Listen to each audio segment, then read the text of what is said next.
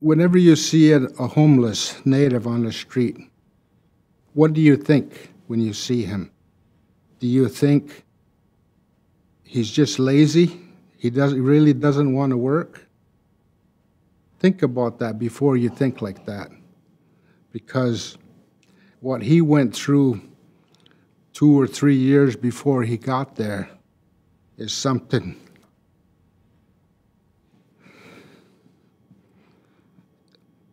that you probably would never even dream of going through. I don't like to dwell too much on all the negativeness that happened, you know. That'll never be forgotten, perhaps never forgiven. But I look towards the future. That's the kind of person I am. Take those words, take all the reports that have been made, you know, the apologies and all of that, and then do something with it. We have to do something with it. That's what I'm trying to encourage our people to do, rather than sit and dwell, you know, and wait for another generation to pick up. No, this is the generation now. We're here, and we have to do something about that. To me, that is looking forward to the future and seeing potential. I want us to be a part of everyday society, because I feel like we aren't. I feel like we were cut out from society and pushed away. Education has been a big part of the problem, where we imposed and we taught forms of colonization, mental colonization as well, but education can also be part of the path to the future. Rather than using education as a way of colonizing a people, it's using education as a way of liberating people, and that makes all the difference. Schools are not just buildings, they're not infrastructure, they're not line items in a spreadsheet. They're projects of hope. Every culture needs hope. It's what keeps us alive. It keeps us going. It's not here anymore. The residential school is not here anymore. But look at the opportunities that are there for us, the healing that is to take place, and how we can move ahead and help our children. This is the youngest and the fastest growing segment of our population. For those of you who are watching this, you will be working with Indigenous Canadians all of your lives. They will be playing important roles. And our country is going to depend on how you get along. And that means how much you understand where they're coming from. And so I'd recommend to high school students, go to a First Nations community, go to a First Nations ceremony, learn from the elders, talk to kids your age, get to know them personally.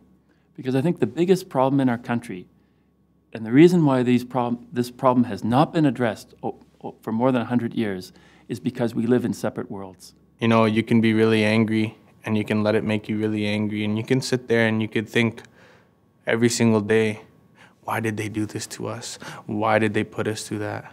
How come my grandparents had to go through that, to make my mom go through that, to make me go through this? Once I realized that there's so much more, there's so much happiness out there, there's so much love, I really embraced it, and now I'm ready to live happy and to live my life full of love, and I do that every day by waking up beside my son and hearing him say good morning to me. That's changing it right there. I feel like that's stopping this cycle right there every single morning.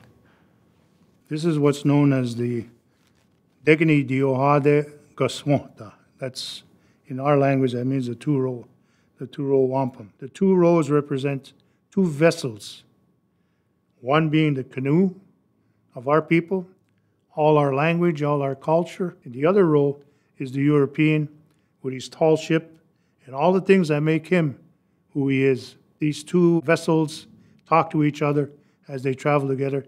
They make treaties. At the end, and this is not the end, but there is strings. And the strings are endless, so that we can add as we go along continuously. It never ends. So there doesn't come a time when our vessel disappears or your vessel disappears. They always remain jointly. We're using the same land. We're using the same water. That's why we need to renew and revive these symbolic but very true types of understandings of the nation-to-nation relationship between ourselves. Coexistence is what it's about. Now that you have seen it, you cannot unsee it. Now that you've heard it, you cannot unhear it. To do nothing about it, to say nothing about it, becomes a very political act. It is, in fact, as political an act as saying something against it and doing something about that negative impact. So either way, you're accountable. There is no innocence now that you've heard it and now that you've seen it.